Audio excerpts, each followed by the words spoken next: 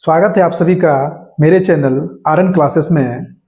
आज मैं आप लोगों को ये बताने जा रहा हूँ कि रेलवे एनटीपीसी की वैकेंसी आ गई है और वैकेंसी बहुत कम आई है। इतनी कम वैकेंसी में किस तरह तैयारी की जाए जिससे आप अपना एक सीट पक्का कर सकें। तो अब सवाल ये उठता है कि क्या सिर्फ पढ़ाई से ही हम लोग सिलेक्शन ले लेंगे? बिल्कुल नहीं, आपको मॉक टेस्ट भी लगाने पड़ेंगे और मॉक टेस्ट एक दो नहीं बहुत सारे लगाने पड़ेंगे। सवाल ये उठता है इसमें फिर कि मॉक टेस्ट में नंबर नहीं आ रहा है, तो आज मैं इसी टॉपिक पे आपके सामने बात करूंगा। सबसे पहले मैं थोड़ा अपना ओवरव्यू दे दूं। मेरा नाम राजन कुमार मिश्र है। मैं पिछले विगत 5 वर्षों से रेलवे में पोस्टेड हूं। अभी 2019 वाली एनटीपीसी के थ्रू मैं साउदर्न रेलवे में सीसीटीसी के पोस्ट पे कार्यरत हूं और इससे पहले आरआरबी गुवाहाटी में ग्रुप डी के पोस्ट पे कार्यरत था 2018 वाली वैकेंसी में। मैं अपनी बारे में बताऊंगा और मैं आपको विश्लेषण करके बताऊंगा कैसे मैंने बहुत ही कम रिसोर्सेस में और बहुत ही कम टाइम में कैसे रिजल्ट लिया और बहुत कम मेहनत करके। सबसे पहले, अगर आप सही में रिजल्ट लेना चाहते हैं तो आपको अपने अंदर एनालाइज करने की आवश्यकता है कि क्या पढ़े और क्या ना पढ़े। सबसे पहले ध्यान रखिएगा, ऐसा नहीं कि वैकेंसी आई, किताब ली और पढ़ने बैठ गए, इससे कुछ नहीं होगा। फर्स्ट, वैकेंसी क्लियर करने के लिए, सीट पक्की करने के लिए आपको 3-4 चीज़ों पे वर्क करनी पड़ेगी। सबसे पहला जो काम है, खुद को एनालाइज करना कि आप का कौन कौन सा टॉपिक क्लियर है और कौन कौन सा टॉपिक क्लियर नहीं है, और क्या आप जो पढ़ रहे हो वो एग्जाम ओरिएंटेड है भी नहीं, या फिर आप बस पढ़े जा रहे हो। दूसरी बात, मॉक टेस्ट कितना लगाते हैं आप, और मॉक टेस्ट लगाने से ज़्यादा है उसको एनालाइज कितना करते हैं। तीसरी बात यह है कि प्रीवियस ईयर क्वेश्चंस पे कितना काम कर रहे हैं आप। इन तीन चार बातों के इर्द गिर्द ही आपका सिलेक्शन घूमता है। जो स्टूडेंट इन 3-4 चीज़ों पे काम कर लेगा उसका सिलेक्शन पक्का हो जाएगा। आज मैं बात करूंगा मॉक टेस्ट में नंबर कम आ रहे हैं, इसके लिए नंबर कैसे बढ़ाया जाए। हालांकि बहुत सारी चीज़ें हैं, मैं सब पे बारी बारी से बात करूंगा, लेकिन मेनली आज का रहेगा मेरा कि मॉक टेस्ट में जो नंबर कम आ रहे हैं उस नंबर को कैसे इंक्रीज किया जाए। तो मैं उसका आप लोगों को टेक्निक बताता हूँ, क्योंकि जब मैं भी फर्स्ट डे मॉक लगाया था तो मुझे याद है कि 35, 40, 45 ऐसे नंबर आ रहे थे। फिर लेकिन वहाँ से सफ़र लंबा चला और 2-2 सिलेक्शन लिए। सबसे पहले देखिए, मॉक टेस्ट लगाने से पहले आप लोग छोटे छोटे सेक्शनल टेस्ट लगाइए।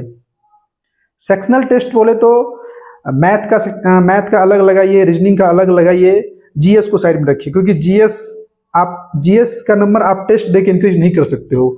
जीएस का नंबर आप तब इंक्रीज कर सकते हो कि आप जीएस में कितना ऑथेंटिक चीज अपने अंदर इंटेक किए हो। लेकिन मैथ और रीजनिंग ओनली प्रैक्टिस से ही आपको नंबर देगा। आप 100 नंबर के मॉक टेस्ट को लगाने से पहले 25-25, 30-30, 35-35 क्वेश्चन के सेक्शनल टेस्ट लगाइए और उसमें एनालाइज कीजिए कि आपका कौन सा सब्जेक्ट वीक है और कौन सा सब्जेक्ट स्ट्रांग है। एक एग्जांपल मैं आपको बताता हूं। मान लो कि आप 30 क्वेश्चन के लगभग 3 या 4 मैथ के सेट लगाए सेक्शनल टेस्ट, और लगातार उस तीनों सेट में आपका अलजेब्रा वीक जा रहा है। बाकी पोर्शन आपको लगा कि ये ठीक है, लेकिन मेरा अलजेब्रा वीक जा रहा है, तो यहां से आपको ये एनालाइज हुआ कि मेरा अलजेब्रा सेक्शन वीक है। अब उस पर आपको काम करना है। उस पर कितना काम करना है? अब ऐसा नहीं कि अलजेब्रा लेके बैठे और लगातार 1 महीना अलजेब्रा पढ़ रहे, नहीं। कहीं से भी चैनल के माध्यम से, वीडियो के माध्यम से, बुक के माध्यम से बेसिक अलजेब्रा को पढ़ लेना है। प्रीवियस ईयर के कुछ क्वेश्चन लगा लो अलजेब्रा का, आपका अलजेब्रा क्लियर हो जाएगा।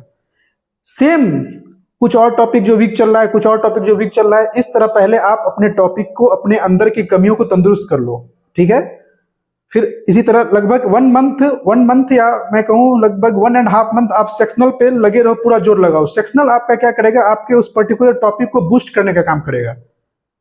मैथ का सेक्शनल लगाओगे लगभग 1.5 मंथ, तो आपका मैथ पूरा बूस्ट हो जाएगा। सेम रीजनिंग रेलवे का इतना आसान नहीं जितना आसान आप समझ रहे हो। पिछली बार मैंने एनटीपीसी सीवीटी 2 में देखा था रीजनिंग का क्या लेवल है। आप लोग भी देखे होंगे जो प्रीवियस ईयर सेट लगा रहे होंगे, रीजनिंग का कितना अधिक लेवल जा रहा है। रीजनिंग उतना आसान नहीं है। लगभग आपको इतना बड़ा रीजनिंग रहेगा और उसमें एक क्वेश्चन रहेगा, बस पूरा टाइम टेकिंग आपका लेके चला जाएगा। रीजनिंग तभी आप अच्छा कर सकते हो जब आप उसे प्रैक्टिस करो। क्लियर? तो सबसे पहले आप सेक्शनल टेस्ट लगाओ 1.5 मंथ तकरीबन रीजनिंग का और मैथ्स का, क्योंकि इन दोनों का वेटेज 60 नंबर का रहता है। अगर आप इस 60 में लगभग 50 प्लस कर लोगे और उधर 40 में थोड़ा भी पढ़ोगे या थोड़ा अच्छा भी पढ़ लोगे तो 25-30 के आसपास रहोगे, तो 75-80 के आसपास आपका स्कोर घूम रहा होगा। अब जब 1.5 मंथ आप ये काम कर लिए, तब आप लगाने बैठ जाओ 100 नंबर का मॉक टेस्ट।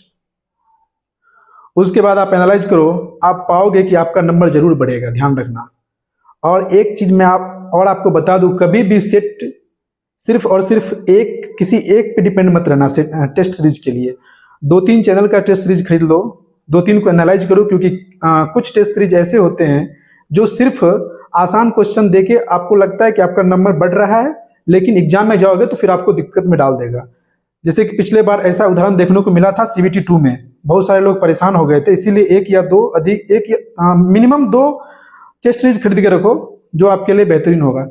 ये तो मैंने मैथ रीजनिंग की बता दी। अब जीएस में नंबर इंक्रीज कैसे करें? देखो, जीएस का मैं बात करूं तो आरआरबी और रेलवे मैं 2018 में एग्जाम दिया था रेलवे का 2, फिर 19 में 1 दिया था, फिर आपको 21 में दिया हूं और फिर 22 में दिया हूं। प्रीलिम्स मेंस सब लगा के मैं बात कर रहा हूं। रेलवे के लिए आपको गवर्नमेंट ऑफ इंडिया की जो भी योजनाएं हैं उसको अच्छी तरह से टाइट कर लीजिए। गवर्नमेंट ऑफ इंडिया की योजनाएं, जो भी साइंस एंड टेक्नोलॉजी की इंपॉर्टेंट चीजें हैं, पिछले 5 साल 10 साल मैटर नहीं करता है वो कितना पुराना है। रेलवे 5 साल पुराना करंट भी उठा के दे देगा। मोटा मोटा ओवरव्यू उसका लो, खेल कूद का अच्छे से एकदम टाइट कर लो, मतलब स्टैटिक पोर्शन और प्लस करंट पोर्शन को पहले टाइट करो। हिस्ट्री ज्योग्राफी पॉलिटी को साइड में रखो, क्योंकि उससे क्वेश्चन का वेटेज उतना नहीं रहता है रेलवे में जितना ये करंट और स्टैटिक से रहता है। पहले इस टॉपिक को क्लियर कर लो। करंट में जो है कोई बोलेगा 6 महीने कर लो, कोई बोलेगा साल भर कर लो, कोई बोलेगा 2 साल कर लो, सबको छोड़ दो। लगभग 1.5 ईयर का गहन अध्ययन कर लो करंट का। जैसे कि अभी मान लो कि 2024 है, 23 का पूरा मोटा मोटा करंट देख लो, जो भी पूरा एकदम मोटे अक्षर में करंट आता है। 24 का लाइन बाय लाइन भी कर सकते हो, बट इससे पीछे भी कुछ आपको करना पड़ेगा। इससे पीछे क्या करना पड़ेगा, आप प्रीवियस ईयर सेट जब लगाओगे तो उसमें पाओगे कि 2020 में जो एग्जाम हुआ था वहां 14-15 के भी क्वेश्चन आ रहे थे।